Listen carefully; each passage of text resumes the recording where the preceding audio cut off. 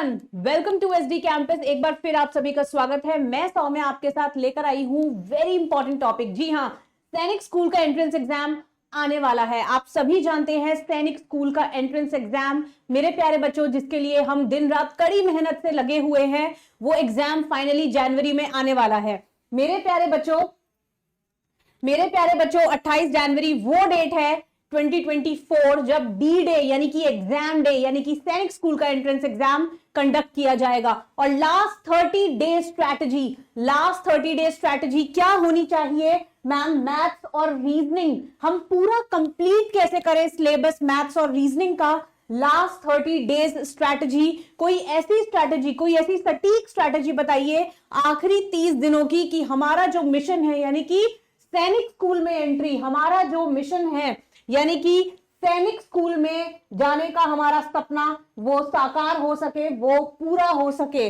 सैनिक स्कूल में एंट्री लेने का हमारा जो सपना है वो पूरा हो सके, वो साकार हो सके। कोई ऐसी रणनीति बताइए, कोई ऐसी स्ट्रैटेजी बताइए कि मैथ्स और रीजनिंग, मेरे प्यारे बच्चे आपको पता होगा मैथ्स एक बहुत ही मेजर सब्जेक्ट है जब बात होती है आपके सैनिक स्कूल के एंट्रेंस एग्जाम की, क्योंकि 50% ऑफ योर एग्जाम जो होगा वो मैथ्स आएगा, यानी 50% ऑफ क्वेश्चंस आपके मैथमेटिक्स के होंगे।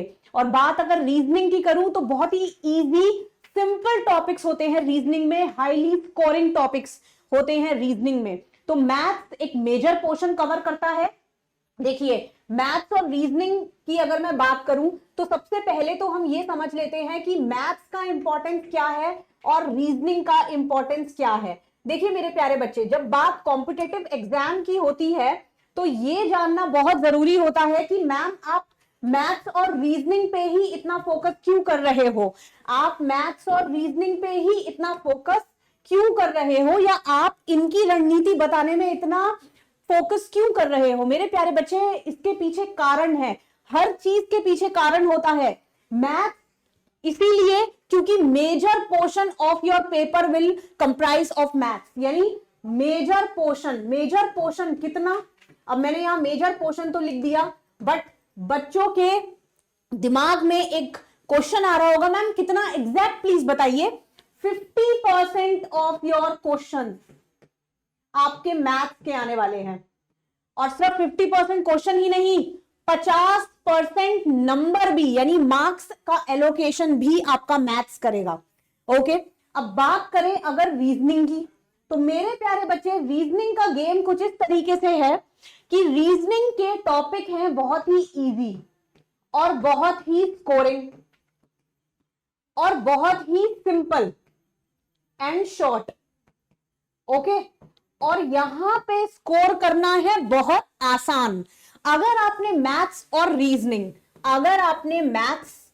रीजनिंग इन दोनों पे कमांड बना लिया तो मेरे प्यारे बच्चे ये समझ जाइए कि ऑलमोस्ट एंट्री गेट तक तो सैनिक स्कूल के आप पहुंच गए हो। अब बात आती है अंदर घुसने की, तो थोड़ा इंग्लिश पोर्शन कर लीजिए, इतना कि 25 क्वेश्चंस में से आपके 15 से 18 क्वेश्चंस, 20 क्वेश्चंस तक, 18, 19, 20 तक आपके सही निकल जाएं। और अगर मैं बात करूं जीएस की, तो जीएस का भी आप इतना कर लीजिए कि आपके 15, 16, 17 क्वेश्चंस तक जो है वो निकल जाएं। पर मैथ्स और रीजनिंग इतनी स्ट्रांग कर लीजिए कि रीजनिंग तो इतनी स्ट्रांग कर लीजिए कि एक या दो क्वेश्चन से ज्यादा बिल्कुल कटना नहीं चाहिए। बहुत इजी क्वेश्चंस आते हैं और बहुत ही लिमिटेड सिलेबस है। बात अगर पहले मैं रीजनिंग की करूं, ठीक है, बात अगर पहले मैं रीजनिंग की करूं तो रीजनिंग में मेरे प्यारे बच्चों सबसे पहले आप यहां पे देख सकते हो जो टॉपिक्स होते हैं आपके, टोटल 10 टॉपिक्स हैं, एक बार आप सिलेबस उठा के खुद भी देख लीजिएगा। Analogy, classification, sitting arrangement, blood relation, ranking, इस तरीके से अगर आप टॉपिक देखोगे तो टोटल 10 टॉपिक्स हैं आपके। अब मेरे प्यारे बच्चों, इन 10 टॉपिक्स में से जो कि मोस्ट इंपॉर्टेंट टॉपिक्स हैं ये, उनमें से आप अगर इन 10 टॉपिक को अच्छे से कर लोगे तो आपका गेम ओवर हो जाएगा। किसके लिए? रीजनिंग के पर्सपेक्टिव से गेम जो है वो ओवर हो जाएगा। अब मैम बताइए करना कैसे है, लास्ट के 30 डेज हम इसको टैकल कैसे करें। मेरे प्यारे बच्चे, बहुत ही सफिशिएंट टाइम है, पहले तो दिमाग में ये सोच लीजिए, ठीक है। अगर आप ये सोचेंगे कि मैं कर सकता हूं, लास्ट के 30 डेज अच्छे से यूटिलाइज करके मैं कर सकता हूं, तो जरूर आप कर सकते हो। अब मेरे प्यारे बच्चे, आपके पास कितने दिन है? 30 दिन है। 10 10 डेज, देन 10 डेज। आप इस तरीके से पहले 2 स्लॉट बना लीजिए, ठीक है। अब इन स्लॉट बनाने के बाद आपको क्या करना है? 10 दिन 10 टॉपिक, 10 दिन 10 टॉपिक, यानी एक दिन में एक टॉपिक को कवर करना है। 1 टॉपिक 1 डे, दैट्स इट। एक दिन एक टॉपिक आराम से करूंगा मैं। 10 दिन अभी बहुत है मेरे पास, ठीक है। अभी मेरे पास सारा सिलेबस एक ही दिन में भर के नहीं करना है। ये बिल्कुल मत कीजिएगा कि एक दिन में तो सारा सिलेबस कर लिया और फिर अगले दिन बिल्कुल खाली, एकदम आराम, एकदम पार्टी कर रहे हैं। बिल्कुल ऐसे नहीं करना है। थोड़ा थोड़ा दवाई, भाई बुखार अगर हो जाता है तो धीरे धीरे करके टैबलेट लेते हैं ना, डॉक्टर धीरे धीरे करके देता है ना, ये सुबह की गोली, ये शाम की गोली, ये दोपहर की गोली, या ये कहता है कि पूरा पत्ता एक बार में खा जाइएगा और काम हो जाएगा। ऐसा नहीं होता है। तो इसी तरीके से पढ़ाई भी ऐसे नहीं होती है। इसीलिए 10 दिन की डोज है, एक एक दिन एक एक चीज करनी है आपको। 1 टॉपिक पर डे, तो मैं ये समझूंगी कि 10 दिन में आपने ये 10 टॉपिक्स कर लिए। क्लियर है? अब उसके बाद ये वाला जो 10 डेज है, ये रिवीजन के 10 डेज है मेरे प्यारे बच्चे, प्लस टेस्ट। अब आप बोलोगे मैम मैं रिवीजन कैसे करूं और टेस्ट कहां दूं? तो मेरे प्यारे बच्चों, एसडी कैंपस लेके आया है आपके लिए सफलता टेस्ट सीरीज, मात्र 99 रुपीज की, जहां पे फर्स्ट टेस्ट आपको बिल्कुल फ्री मिलेगा। तो वो टेस्ट भी आप ले सकते हो और बहुत ही अच्छे स्टैंडर्डाइज टेस्ट हैं, तो आपका काम बन जाएगा। कुल मिला के बात ये है, ठीक है। अब रीजनिंग, अब मैम रिवाइज कैसे करना है? तो मेरे प्यारे बच्चे, जो टॉपिक आपने यहां पे कंप्लीट किया है उसी को आपको यहां अगले 10 डेज में, अब मेरे प्यारे बच्चे, आपने मेजर मेडिसिन तो खा ली, ठीक है। यानी बुखार अगर आपको है, पैरासिटामोल तो मैंने यहां पे ले ली 10 दिन लगातार, है ना। एक टॉपिक एक डे, एक टॉपिक एक डे, बहुत अच्छी बात। अब मुझे अपना थोड़ा ध्यान रखना है ना। तो धीरे धीरे करके थोड़ा प्रोटीन अपने अंदर डालूंगी, विटामिन, तो विटामिन अपने अंदर डालूंगी। तो उसके लिए मैं धीरे धीरे करके एक एक टॉपिक को जो मैंने यहाँ पे कर लिया, यहां पे मैं उसे रिवाइज करूंगी, है ना। अब इसकी भी स्ट्रैटेजी क्या रहेगी हमारी? यहां पे मेरी स्ट्रैटेजी रहेगी, एक दिन में, मान लीजिए आज का वो दिन है जब आप रिवीजन का शेड्यूल स्टार्ट कर रहे हैं, सुबह सबसे पहले टेस्ट दीजिए। टेस्ट कहां देना है मैं बता चुकी हूं ऑलरेडी।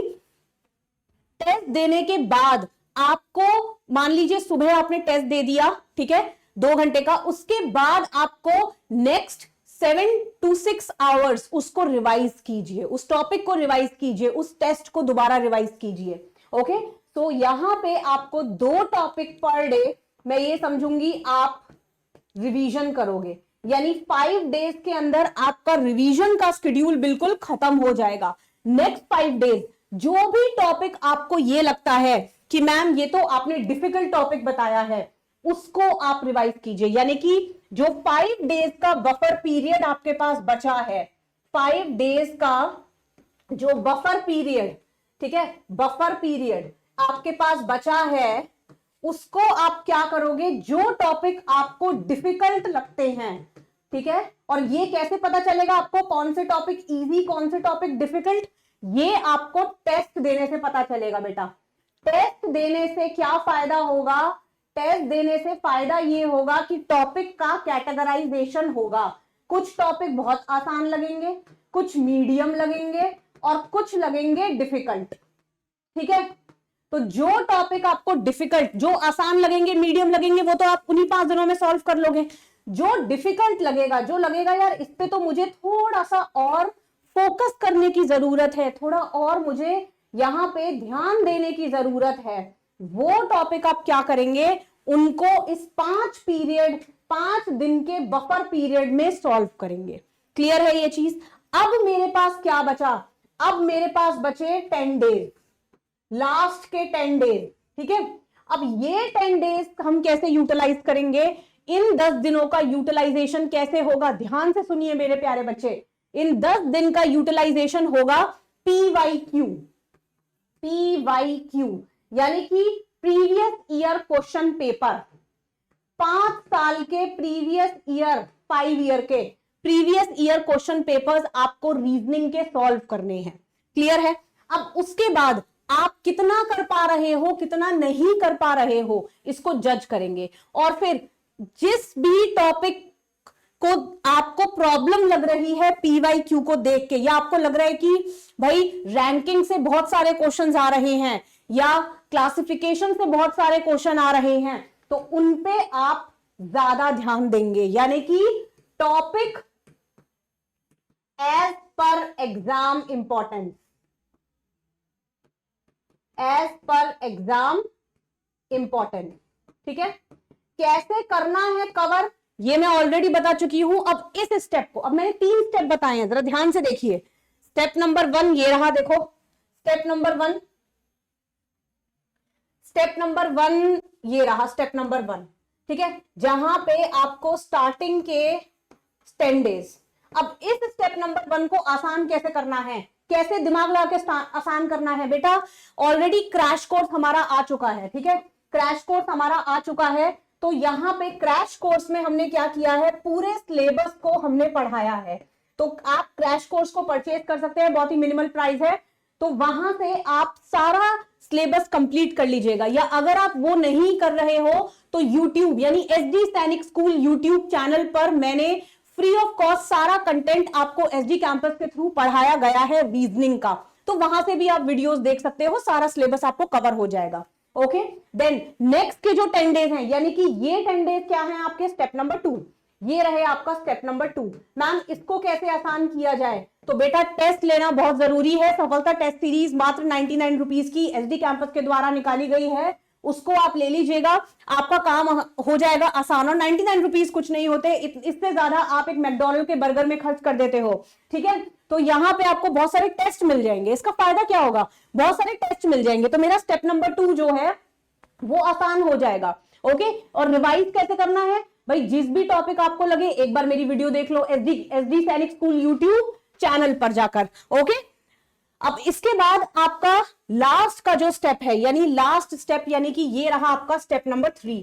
अब स्टेप नंबर 3 को आसान बताने का कुछ सॉल्यूशन बताइए मैम। देखिए एसडी सैनिक स्कूल यूट्यूब चैनल पर पीवाईक्यू यानी प्रीवियस ईयर क्वेश्चन पेपर मैंने खुद ने मैथ्स और रीजनिंग के फुल कवर करवाए हैं। आपको क्या लिखना है, by Saumya ma'am PYQ session reasoning का आपको वहां पे मिल जाएगा। तो वहां से आप कंप्लीट रीजनिंग के पीवाईक्यू सॉल्व कर सकते हो, देख सकते हो कि किस टॉपिक में से क्या क्वेश्चन आया है, क्योंकि मैं क्वेश्चन को कराने से पहले उसका टॉपिक ऊपर लिखती हूं कि एनालॉजी का है, कि क्लासिफिकेशन क्या है, या फिर रैंकिंग का है, उसके बाद हम क्वेश्चन करते हैं। तो आपका काम हो जाएगा आसान। इसीलिए आपको क्या करना है, एसडी सैनिक स्कूल यूट्यूब चैनल को सिर्फ सब्सक्राइब करना है। ओके, और लाइक करना है मेरे सेशन को। ओके, सो टॉपिक के अकॉर्डिंग आप एग्जाम का डिफिकल्टी लेवल को भाप लेंगे। ओके, अब इसी सेम रणनीति के साथ आपको मैथ्स कवर करना है। जैसे मैंने रीजनिंग बताई, अब आप सेम रणनीति के साथ मैथ्स कवर करना है आपको। क्लियर हो गया, क्लियर हो गया। सो इसी के साथ वीडियो को एंड करती हूं।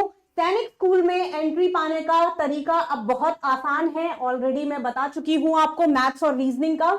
इसी रणनीति को फॉलो करना है, चाहे वो मैथ हो, चाहे रीजनिंग हो, चाहे इंग्लिश हो, चाहे वो जीएस हो मेरे प्यारे बच्चों। Thank you so much, bye bye and take care everyone.